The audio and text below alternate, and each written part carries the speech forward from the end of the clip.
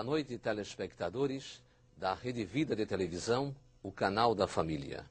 O programa Sábado Especial entrevista hoje o deputado federal Enéas Carneiro. Ele é o presidente do PRONA. Enéas Carneiro notabilizou-se em todo o Brasil quando, em 1989, lançou-se candidato à presidência da República e tinha apenas 15 segundos para mostrar o seu programa. O seu programa era: meu nome é Enéas. Essa figura de destaque da política nacional será novamente candidata à presidência da República. Ele é o nosso convidado. Boa noite, deputado federal Enéas Carneiro. Boa noite, doutor Nogueira. Obrigado ao senhor pelo convite, à Rede Vida e aos telespectadores pela paciência em assistir a todo o programa e as discussões. Teremos muitos assuntos interessantes, mas a primeira pergunta é a seguinte. Deputado, o senhor está há 3 anos e meio no Congresso Nacional e o senhor concordaria com uma frase pronunciada pelo presidente Lula de que no Congresso havia 300 picaretas? Não, senhor.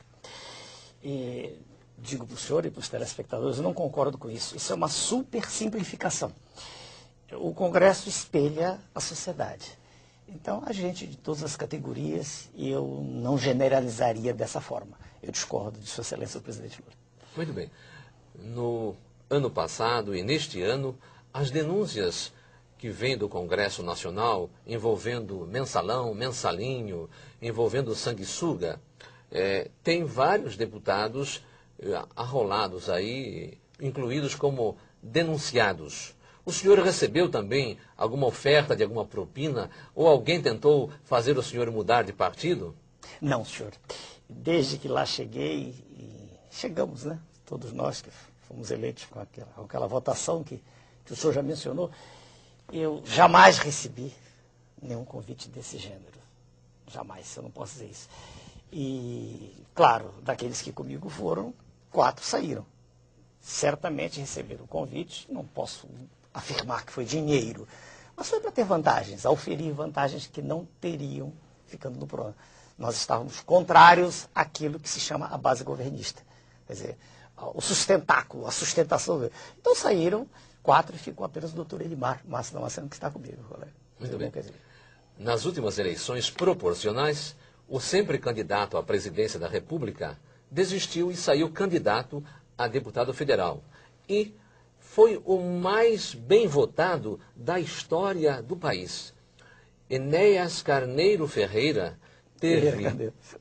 Ferreira Carneiro teve 1.560.000 votos. Nunca se viu votação igual em todo o país. Até o ex-governador de São Paulo, Paulo Maluf, era o mais votado, com 670.000 votos. Como que o senhor explica essa votação? É complicado explicar. Eu já tentei entender isso diversas vezes. Já conversei com colegas neurologistas, sociólogos, e há uma interação, né, direta entre mim e o eleitor. Eu não tenho cabos eleitorais, não fiz contato com nenhum prefeito, não fui a cidade alguma. É um contato direto pela televisão. Eu quero crer que é a maneira como eu falo, que já tinha dado um resultado semelhante da eleição para presidente da República em 94. Eu tive quase 5 milhões de votos. Como é que o senhor fala? O senhor sabe, no horário gratuito, eu transmito aquele sentimento que é do homem comum. Eu sou um homem comum, não me contaminei, né? E com excelência, nada disso. E quando eu falo no horário gratuito, eu transmito para o eleitorado aquela sensação que é própria do homem, a indignação com o modelo, não é com uma pessoa, o modelo de que nós falaremos daqui a pouco, o modelo que leva o nosso povo a uma situação de escravidão. É essa a questão. Eu quero crer que é a verdade, é o não comprometimento com o modelo que faz com que o cidadão comum perceba que eu não pertenço ao sistema. Talvez isso. Ou não seria também um voto de protesto qualificado? É um voto excelente o seu adjetivo, um voto de protesto qualificado. E do presidente da República seria um voto de protesto não qualificado. Porque aí não qualificado. Sua Excelência, o presidente é notoriamente inculto, né, não, ao longo da vida não tem formação específica em área alguma, e eu já disse a ele, não estou falando, né, sem ele estar presente, sem ele em 94, e aliás eu temia por tudo que veio a ocorrer 10 anos depois. E, se quiser, o que é protestar? Quando as pessoas votam contra um indivíduo, estão protestando contra ele. Eu penso que sempre há um protesto. Quando as pessoas votam contra o modelo que era chamado neoliberal aí, acreditando que Sua Excelência, o atual presidente, ia fazer diferente, estavam protestando. Quando as pessoas votam em mim, elas querem uma palavra, elas querem uma voz, elas querem uma expressão contrária ao modelo. E tem comigo isso. Eu não me curvo. Em nenhum instante eu cedi à tentação. A tentação de estar do lado do governo. O deputado federal, Enéas, com 1.560.000 votos, levou também para a Câmara Federal mais 5 deputados do seu partido, Prona. Por favor, o senhor se lembra qual foi a votação desses 5 outros deputados? Sem citar nomes, porque não me... Por favor, porque não interessa citar, são ilustres desconhecidos da população. Foram 600 votos. 600 votos? 400... 275.382. Então, nem para nada. Veja, telespectador, pelo coeficiente eleitoral, São Paulo, para cada 250.000 votos dados a um partido, teria um deputado federal aproximadamente isso. Eleito. E, no caso do deputado, ele teve sozinho 1.560.000 votos. Por conta dessa votação... Na verdade, nós estamos desprezando 10 mil, que é 70. Então, não é por conta dessa votação, ele conseguiu eleger 5 desconhecidos deputados. Eram profissionais gabaritados? Não. Nas suas áreas, sim. Que áreas? Médico, professor. 2 médicos, professor de filosofia, advogado, sim. Profissionais que estavam comigo há pelo menos há 3 décadas. E eles... 2 décadas. Ao chegar lá, eles continuam no Prona? Não. Não? Onde eles estão? 3 estão no PP, Papa, e o antigo PPB, e 1 está no PL. Mas, de novo, isso é uma opção deles, né? Quando se chega ao Congresso, veja, doutor Nogueira, a pessoa se deslumbra. Não, podia ser uma opção deles, uma opção, mas um respeito à sua votação, ao seu partido, gratidão, que lhes garantiu uma cadeira de deputado federal por São Paulo, o maior estado da federação, e a sua votação é maior do que de muitos senadores e de candidatos ao governo de estado. É verdade. Mas aí o que se passa aí é compreensível quando se atenta para o privilégio que se tem na casa. Nós estamos ali como se estivéssemos numa corte. Né? Há muita vantagem. Não estou falando pecuniária, só dinheiro. O senhor tem um elevador particular, o senhor é chamado de excelência. Se a pessoa não tiver uma estrutura, né, de caráter que a mantenha imune, né, é natural que queira ir para o lado do governo. Porque o governo tem muito mais poder. O governo, estou falando do executivo. Veja, o senhor falou ali mensalão. O que foi isso, em última análise? Isso foi a ingerência direta do executivo. Eu costumo dizer do outro lado da rua, e já disse isso, né? Lá na nossa casa, no tribunal, foi ingerência direta do executivo, com todo o poder de que dispõe, e comprou consciências, não há dúvida quanto a isso. Né? E, lamentavelmente, o número foi significativo. Assim se explica a aprovação de uma série de medidas provisórias absolutamente nocivas à população. Quando eu falo população, estou falando população de baixa renda, aquela que precisa mesmo do Estado. Né? Então, a reforma da Previdência, reforma tributária e tantas outras coisas. Né? Então, a bancada do Prona... reduziu-se a 2. Com muito orgulho, estamos no Prona, deputados federais, eu e o doutor Elimar, que é um amigo, irmão e uma pessoa por que eu tenho estima, respeito e admiração pela sua decência. Então, e aliás está aqui em nosso estúdio. Nossos agradecimentos ao deputado federal do Prona. É médico também? É colega. Muito bem. Doutor Enéas, o senhor é médico, o senhor é matemático e o senhor é físico. Qual é a sua opinião sobre o presidente Lula? O senhor votou nele em 2004? Não, senhor, eu anulei o voto. Sua Excelência, o presidente, eu já disse agora, é uma repetição, é profundamente inculto. Isso não quer dizer nada. Podia, ao ter chegado à presidência, manter-se fiel às suas origens. Não o fez.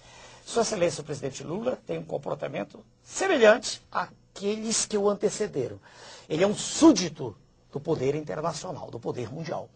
E já começaram os índices referentes à educação, saúde e segurança pública são iguais ou piores do que eram em governos anteriores. Então não há nada a elogiar no governo de Sua Excelência. Sobre a pessoa em particular, não cabe tecer comentários. Eu não gosto disso, não leva a nada. Vou falar da ação. A ação governamental de Sua Excelência, o presidente, é a pior possível. Estamos diante do pior governo que o Brasil já teve. Sempre já disse isso ao vivo. Em números, prove isto. Opa, mas é simples. Escolha qualquer área. Educação, segurança, saúde. Educação temos aqui. Educação. Sua Excelência, o ex-presidente, gastava, os 3 últimos anos, 2000 e 2002, um número médio em torno de 19 bilhões de reais. Sua Excelência... Quem é esse? O senhor está falando do Sua Fernando Henrique? Excelência, presidente Fernando Henrique. Em 2000? 2019, a fração não é cansativa, números médios, 19 bilhões. Sua Excelência, o presidente atual, que acaba de dizer há pouco que isso é falha da educação, ele gastou menos, 16 bilhões. Tudo em bilhões, né? 10 elevado a 9 a potência. 3 bilhões a menos, passados 5, 6 anos. Muito bem. Isso na área da educação. Educação. Na área de saúde pública, separado de saneamento, só saúde pública, os números eram até 2002, eles eram da ordem de grandeza de 36, deixa eu ver, bilhões, 36, 38, 2003, 32, 2004, em 2005 ele se aproxima um pouco, chega a 37, e já cai de novo em 2006. Considerando a elevação do número... Considerando que a população aumentou. Diminuiu. Diminuiu. E em segurança a coisa é pior ainda. Segurança pública, se o senhor olhar para os números, são todos tirados de fundos oficiais. Né? Até 2002, a média, como o senhor observa aqui, era em torno de 23, 21 bilhões. Né? Ela cai significativamente, se o senhor olhar, para 16, 17, 18. Isso considerando, primeiro, o aumento da população, que não está aqui mencionado, e a população carcerária, que também aumenta. A criminalidade aumentou. Aliás, ela vem aumentando, fruto, de novo, de um modelo perverso. Um modelo em que a distribuição de renda está entre as piores do mundo, no nosso país. Né? Então o presidente não investiu em segurança pública? Não. Sua Excelência, o presidente, pagou as maiores taxas de juros do mundo, no seu exercício, na sua ação presidencial. Sua Excelência fez com que os lucros dos bancos fossem os maiores de toda a história. Então, quero eu crer que não mudou coisa alguma. Ou melhor, mudou sim, piorou. Por isso não pode haver elogios. Qualquer discurso que se faça lá na tribuna, e eu assisto a todos cuidadosamente, é apenas um conjunto de eufemismos. É uma bolsa escola aqui, uma estrada ali, uma faculdade, nada. Quando nós pegamos o contexto todo, ele está pior, sem dúvida. Aliás, perdoe-me, rápido, eu sou sintético, sabe? Aliás, é só andar pelas ruas. O sentimento de tristeza nacional é notório. Você observa em qualquer rua de qualquer cidade, tristeza, de decepção. Porque Sua Excelência, o atual presidente, era, não para mim, mas para grande parte da população, uma esperança. Um homem simples, um homem vindo do povo. Lamentavelmente, Sua Excelência, o presidente, entregou-se ao modelo. Sem dúvida. E ele, apesar de não ter as suas qualificações, cursos superiores, aliás, o deputado Enéas, todos os concursos que fez para entrar no serviço público ou para conquistar cátedras, sempre foi o primeiro lugar. Mas em um minuto, por favor. Quase todos. Quase todos. A sua assessoria diz que é quase todos. Então, Excelência, o presidente Lula sabia dessas irregularidades todas ou não? Doutor Nogueira, quem pode afirmar isso? Nós estamos aqui repetindo o óbvio. Ele diz não sabia, então ele é inepto. Como se pode estar ocupando o mais alto cargo da nação e desconhecer o que se passa na sala do lado? Quer dizer, é inépcia, é desídia governamental. Porque os fatos se repetiram, não é verdade? E como é que se repetiram? E não houve providência nenhuma? E Sua Excelência só fala do Corinthians? É natural que muita gente fique olhando e dizer, algo estranho aí agora. Afirmar que isso é impossível. Impossível. Né? Muito bem. É impossível, mas o Ministério Público Federal, através de um parecer encaminhado ao Supremo Tribunal, denunciou 40 parlamentares e autoridades como envolvidas e não incluiu o nome do presidente Lula por não ver motivos para incluí-lo. Aliás, ele também foi excluído do relatório da CPI dos Correios, CPMI dos Correios, o que então faz com que nós nos curvemos à decisão desses órgãos importantes. Posso citar uma frase só que não é Pois minha? não. Leva 10 segundos. e aliás eu já citei num programa e repito, é um astrônomo, já falecido, que eu gosto muito de Sagan. Ele diz assim, dizia, a ausência da evidência não é a evidência da ausência. É muito sábio. A ausência, o fato de não existir a evidência, não garante que a evidência não existe. Muito bem. No próximo bloco, estaremos novamente entrevistando aqui, continuando a entrevista com o deputado federal Enéas Carneiro, que aqui tem bem mais do que aqueles 15 segundos que o notabilizaram em todo o Brasil.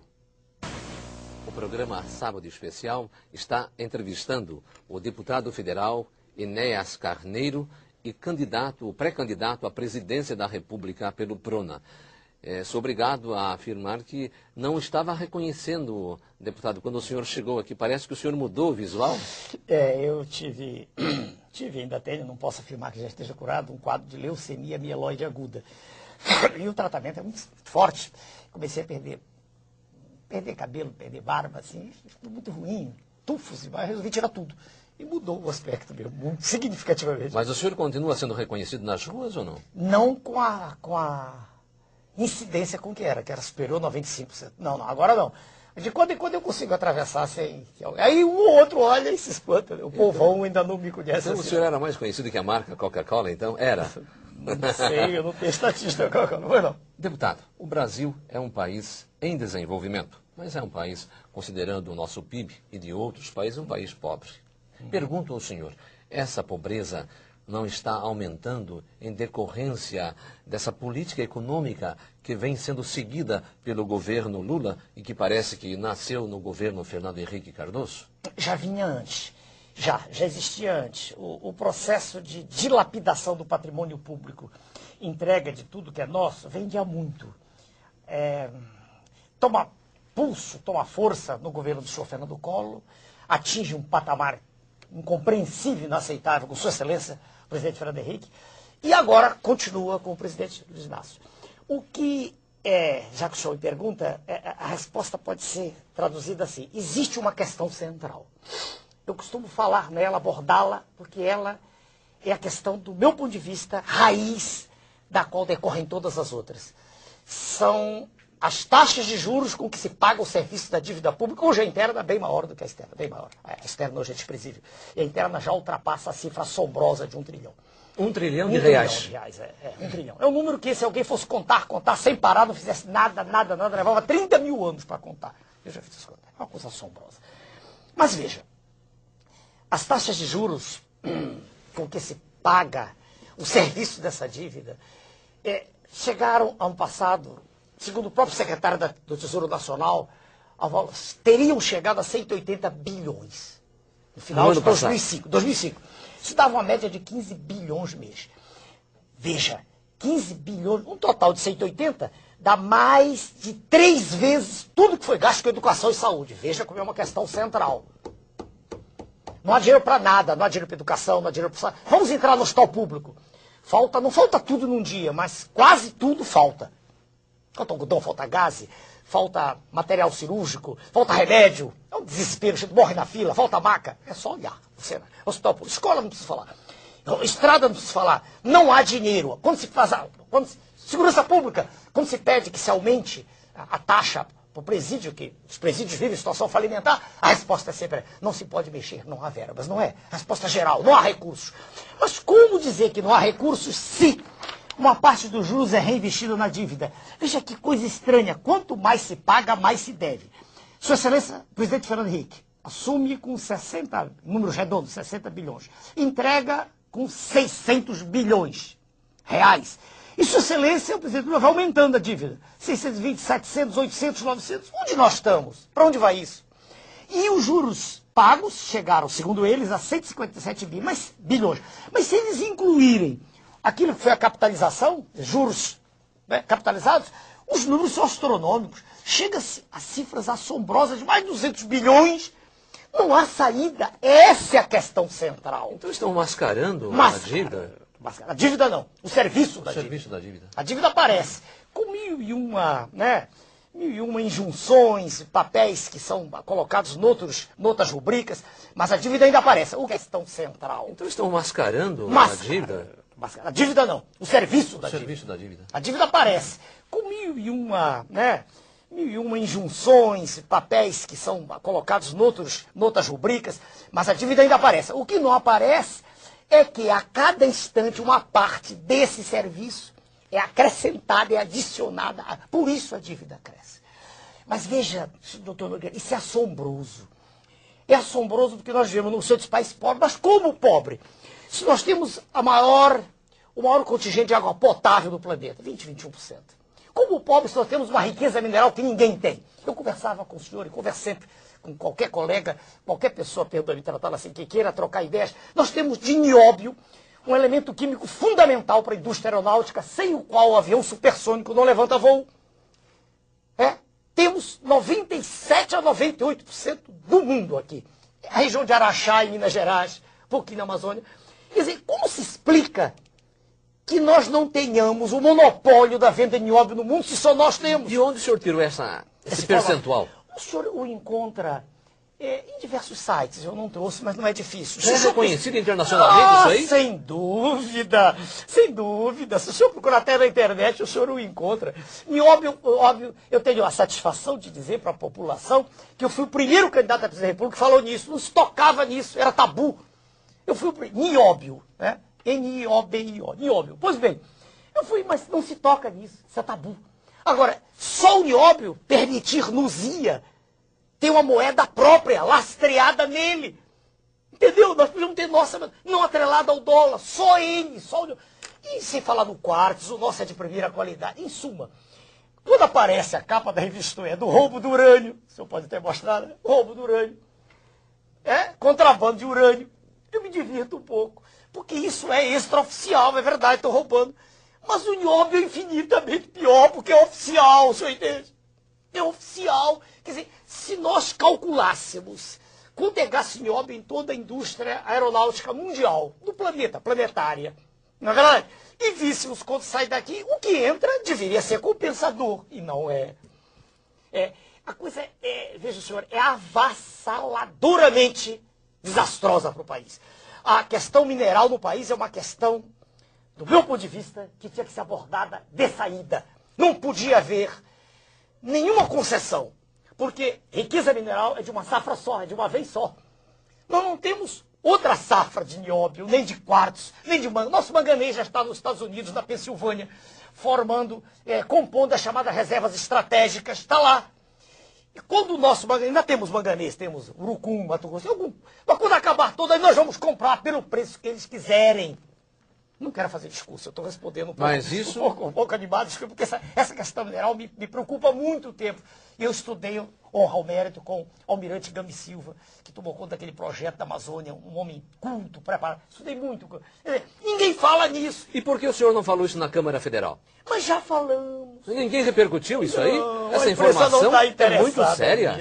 Perdoe, o seu canal é um canal voltado para a família, voltado para valores, mas isso não é geral na televisão. A televisão está preocupada em mostrar o roubo, a televisão está em mostrar essas falhas todas que aí estão. Eu costumo dizer, comparado o mensalão, a mesada dos nossos colegas que tristemente venderam suas consciências, comparado aquilo com o que nós perdemos em minério, aquilo é mesada de trombadinha. Entendeu?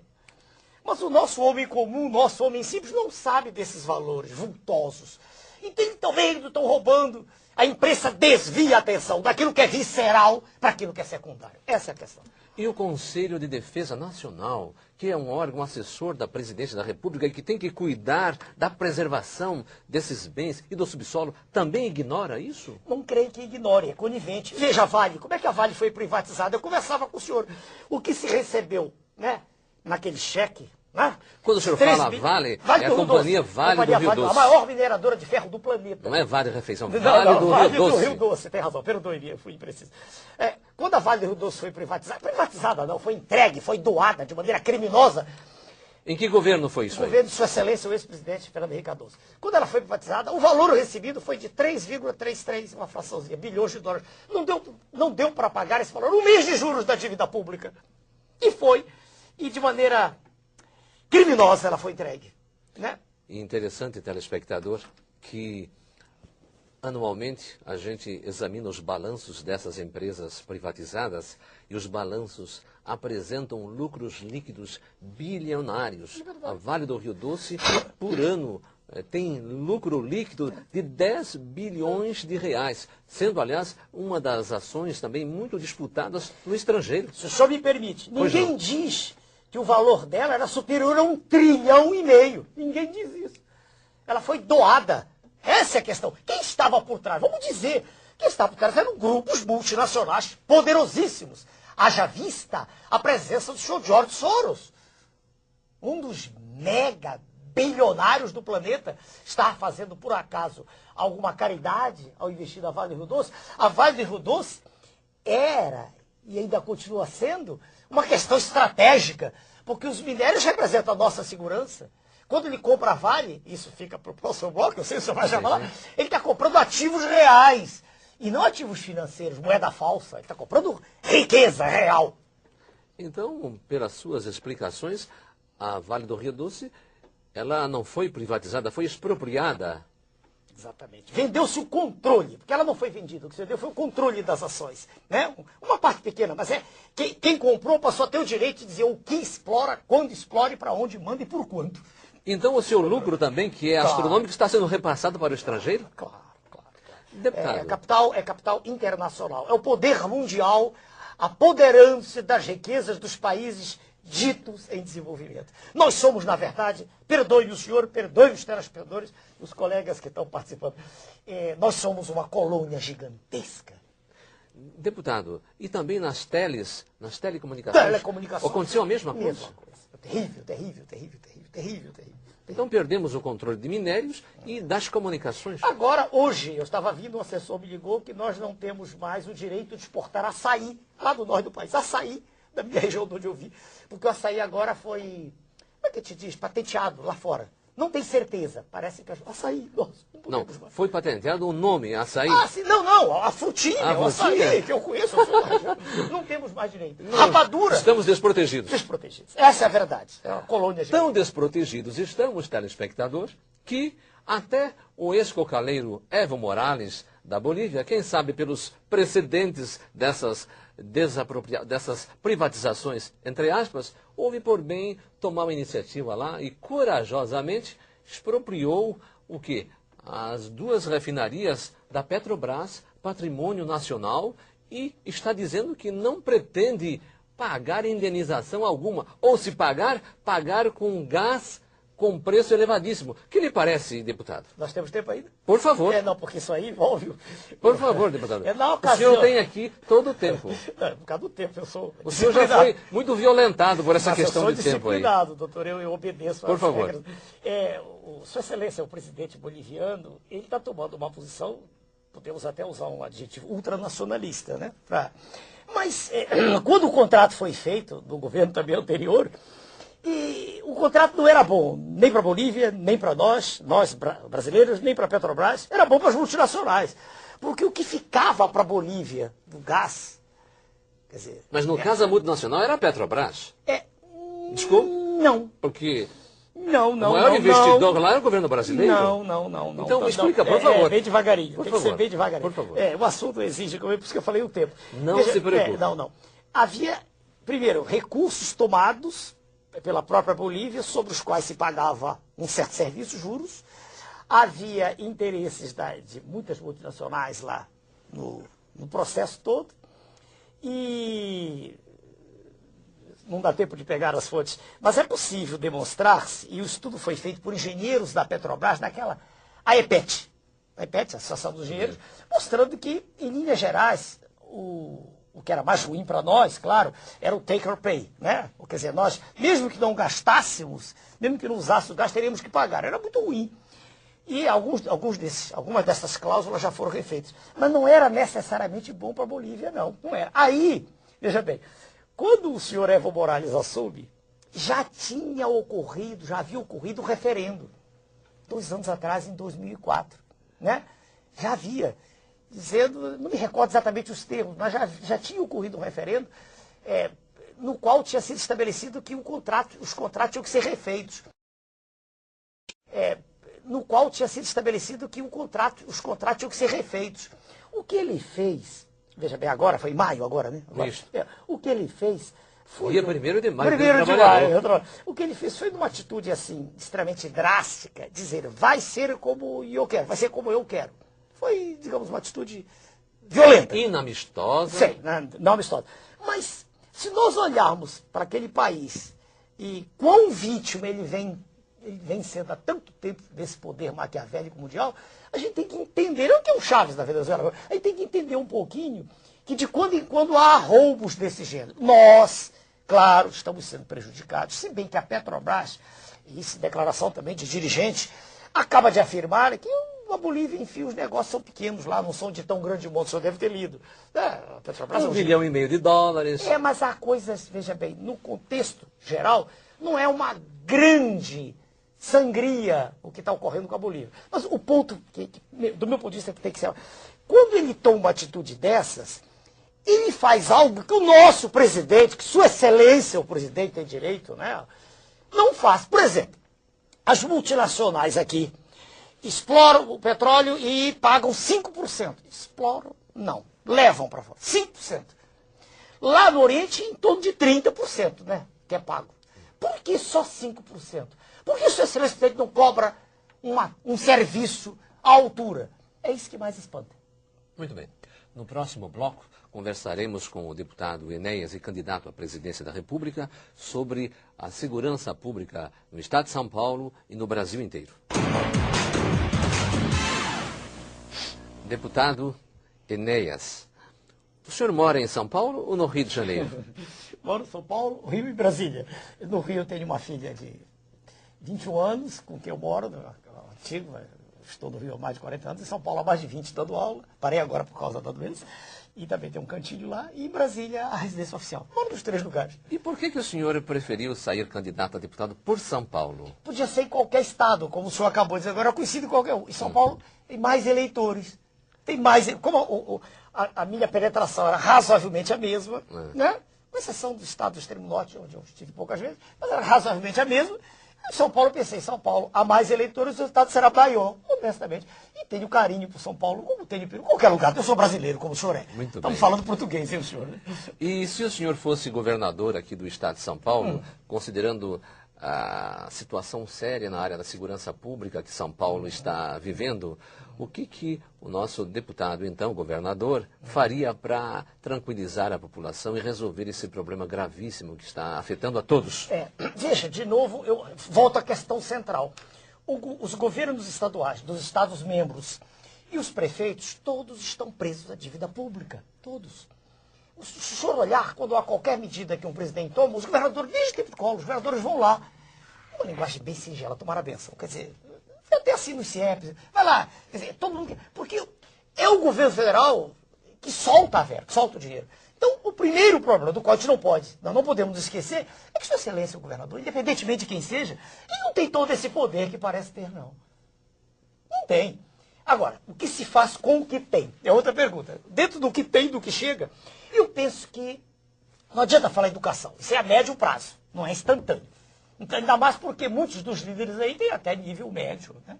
Não são analfabetos. Se não fossem preparados, não obteriam esse sucesso que estão obtendo aí com essas rebeliões todas. Claro.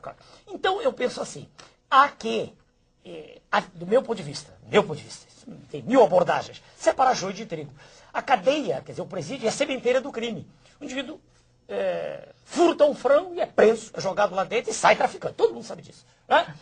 Então, há que separar. Como? Não adianta estar construindo presídio. Aquele presídio, está todo mundo amontoado, não faz sentido. Eu penso que, e não estou também dizendo nada novo, a prisão agrícola é uma saída. Né? Espaço aberto, local onde o sujeito possa produzir algo. Aquilo ali, isso do jeito que está, vai explodir.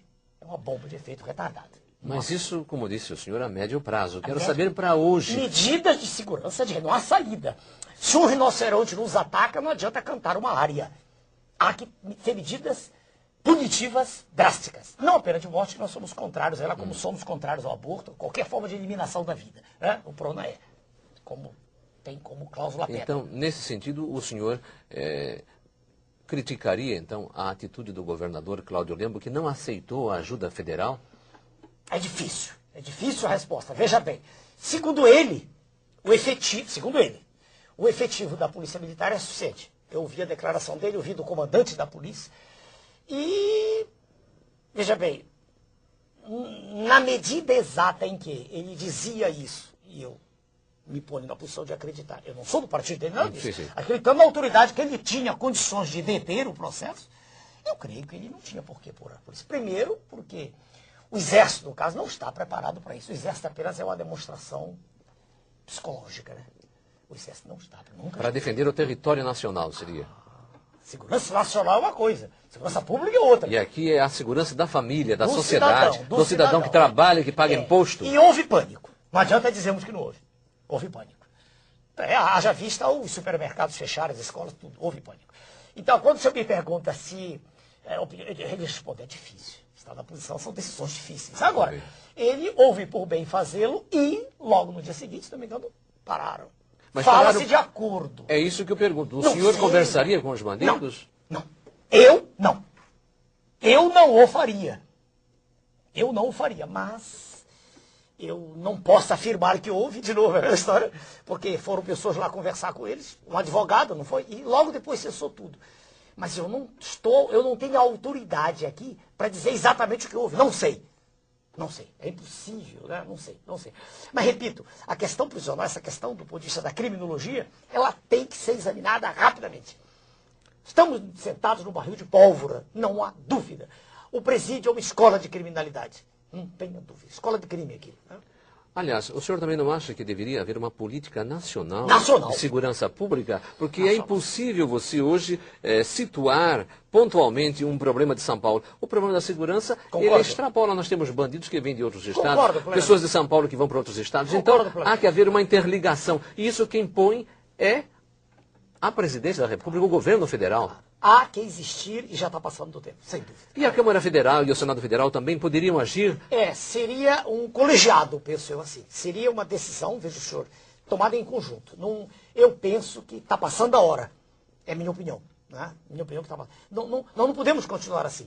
A situação ela está de um jeito, e repare, isso vem ocorrendo, vem piorando, né, com os tempos. Essa situação está levando a intranquilidade aos lares dos brasileiros, sem dúvida. Né? Ninguém mais tem tranquilidade para ir à rua. É verdade. Muito bem. Espero que o senhor, durante a campanha eleitoral, apresente, então, como candidato à presidência, um programa que privilegie essa política nacional de segurança pública. Começando com recursos, como acabei de lhe mostrar, eles não que estão diminuindo. Como da educação, como da saúde. Repare que existe sempre a questão central, como ele disse. Né? Os recursos são desviados e aí não há recursos, desculpa. Muito bem. Deputado, o senhor teria, na sua atuação federal, algum projeto na área energética? Tenho. Qual é? Tem. Eu e o meu colega, o doutor Elimar, apresentamos um projeto que já passou por 3 comissões, ganhamos em 2. Ganhamos, quer dizer, o projeto foi aprovado, e uma comissão o voto foi contrário, mas a tese... Um minuto? Por favor. A tese consiste no seguinte, nós propomos a substituição em todo o território nacional dos combustíveis derivados do petróleo, fóssil, né? Combustíveis oriundos da biomassa. Quer dizer, o álcool e óleos vegetais. Nós conseguiremos, se for porque agora irá para o plenário daqui a algum tempo, esperamos que nessa legislatura ainda, nós conseguiremos uma coisa inédita. Todo o petróleo nosso será exportado, veja. Olha quantas divisas teremos, todo o petróleo. E nós teremos a não poluição da atmosfera, né? Porque os combustíveis de origem fóssil, além de estarem no final da sua vida, né? O petróleo acabará 2, 3 décadas, 4. Esses não, o reator a fusão nuclear está lá em cima, é o Sol, que nos privilegia e nos dá uma condição que nenhum outro país do mundo tem. Quer dizer, com álcool, né? E óleo retirados dos vegetais, utilizando uma parcela pequena, em torno de 15,8 milhões de hectares, que é quase em torno de 4% da área toda cultivável, né? Se nós fizermos isso, nós teremos fixados na terra os homens de lá. Diminuiremos em muito o êxodo rural. Teremos uma condição de a pessoa trabalhar no seu habitat natural. Geraremos, todos nós, se isso for aprovado para o bem do nosso país, alguma coisa em torno de mais de 10 milhões de empregos, com pessoas trabalhando naquilo de que gostam no campo. Essa é a ideia de maneira bem geral. E este projeto? Se nós fizermos isso, nós teremos fixados na terra os homens de lá. Diminuiremos em muito o êxodo rural. Teremos uma condição de a pessoa trabalhar no seu habitat natural. Geraremos, todos nós, se isso for aprovado para o bem do nosso país, alguma coisa em torno de mais de 10 milhões de empregos, com pessoas trabalhando naquilo de que gostam no campo. Essa é a ideia de maneira bem geral. E este projeto já passou em que comissões? Passou desenvolvimento, a primeira. Meio ambiente perdeu, a argumentação dos colegas foi que iria prejudicar, o que é uma insensatez, não, pelo contrário, vai retirar gás carbônico da atmosfera, diminuir o efeito estufa, né? Nós estamos usando a fotossíntese, algo que é natural, e foi um erro deles. Mas, não, agora Minas Energia passou, e terá que passar por outras ou ir direto ao plenário. Aí nós vamos ver a adequação, e depois irá ao Senado. Se nós conseguirmos isso é um grande... Parece, não posso garantir, parece-nos, por informações vindas de outras fontes, que Sua Excelência o Presidente também está interessado nisso. Haja vista o biodiesel. Que bom. Pequeno, né? O Presidente da República? Isso nós ouvimos dizer, nós não ouvimos dele. Porque, veja o senhor, a Finlândia, há pouco tempo, através de um dos seus representantes, apresentou um projeto de obtenção de energia a partir de lixo. Do lixo, eles não têm sol. E nós que temos a maior incidência de luz solar do planeta, o maior índice de chuva, pluviométrico, não temos como nosso povo está na miséria, não há razão para isso. Então é uma redenção, é uma maneira de usar aquilo que nós temos. A biomassa é nossa. Muito bem. Deputado, e com relação ao aborto, o senhor tem alguma atividade lá? Por favor. O mentor de todas as teses e que tem qualificação própria é o meu colega, o doutor Elimar. Mas ele me tem chamado de vez em quando para a Comissão de Seguridade e já houve pronunciamentos nossos extremamente duros. O aborto está dentro do projeto mundial, neomalthusiano. Tudo o que se diz em torno disso é eufemismo, é conversa fiada. O que se quer é diminuir a população brasileira. Isso sim, para que o território possa não ser defendido a contento. Todas as políticas voltadas ao aplauso ao homossexualismo. Eu não estou atacando os senhores homossexuais, não é isso. Estou dando o aplauso e o incremento e a apresentação disso como coisa natural. Tudo isso visa a diminuição da natalidade.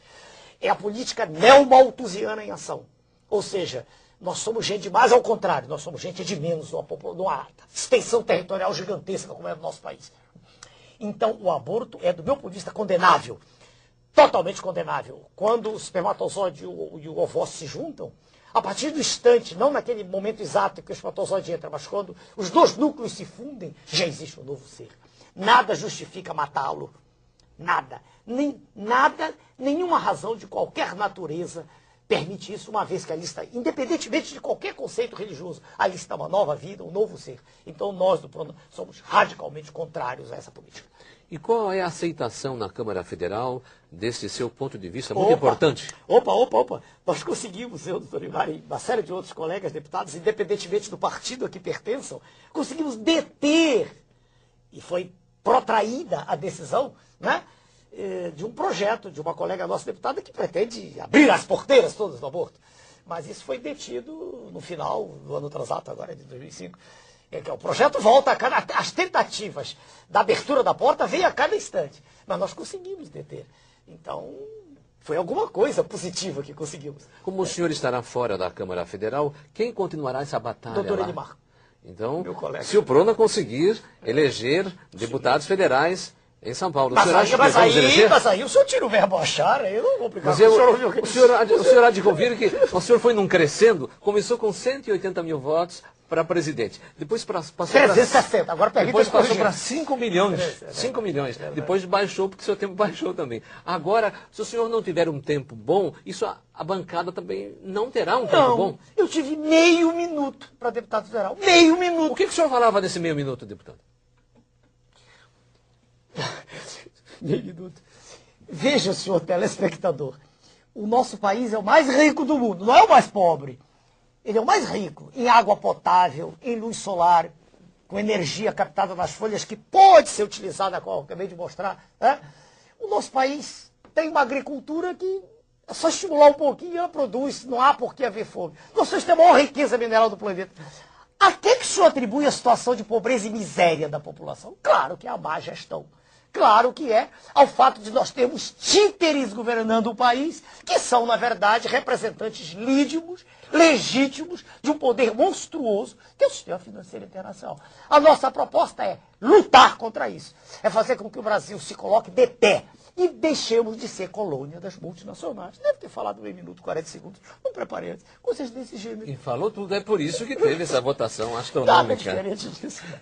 Finalmente, para encerrar o programa, deputado, o senhor também tem uma grande preocupação com o mascaramento contábil dos ativos financeiros apresentados internacionalmente. Para encerrar o programa, 2 minutos. 2 minutos, o senhor está me dando uma eternidade. Eu acho que o senhor tem que se acostumar com isso aqui na Rede Vida. Muito obrigado ao senhor. O que se passa, senhor telespectador, é que antigamente ainda com transações em dinheiro, cheque. Hoje não. Hoje com o advento, né, e cada vez mais intenso das comunicações através dos computadores, quando se aperta um dedo, né, se põe o dedo numa tecla de computador, transferem-se fortunas de um país para outro, de um ponto para outro do planeta. E o que gira em ativos financeiros é de uma ordem de grandeza em torno de 6 trilhões de dólares. Dia. Isso é muito mais do que o total das transações em comércio e indústria, que chegam a alguma coisa em torno de 2 a 3% desse valor. É evidente que o que se faz então é uma fantasia.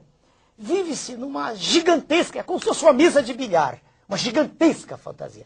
A riqueza real está nos países ditos em desenvolvimento, são as riquezas naturais. E delas se apropriam os donos dos ativos financeiros. Assim compraram a Vale do Rio Doce, assim compram terras na Argentina, compram terras no Brasil. E é preciso que nós acordemos para isso. É preciso, eu sei que é dura a frase, mas é preciso ter coragem para enfrentar o sistema financeiro internacional. O deputado disse, em resumo, que também há empresas com patrimonialização insignificante, mas ações com valores astronômicos nas bolsas. Então, o patrimônio da organização, 6 bilhões de dólares, mas as ações em bolsa valem 100 bilhões de dólares. Quer dizer, é um sonho, mas em realidade é um castelo. E, em cima desse castelo, muitos sonhos se destroem. Pessoas que investem, acreditam no mercado financeiro e ficam sem nada. Mas são os pequenos, né? Não têm acesso à informação privilegiada. Porque, se o senhor olhar os mega especuladores, dificilmente perdem. São números vultosos, são quantias, número vultoso, a expressão está aí própria, são quantias vultosas, são valores aos quais nós não temos acesso. São milhões, bilhões de dólares, transitando como bits, né, de informação de um lado para o outro do planeta. Essa é a verdade. Deputado, muito obrigado por sua entrevista. Sucesso ao senhor dentro do possível, apesar do pouco tempo que vai ter na televisão. E esperamos que o senhor volte aqui à Rede Vida para conversar com o telespectador do Sábado Especial. Muito boa noite.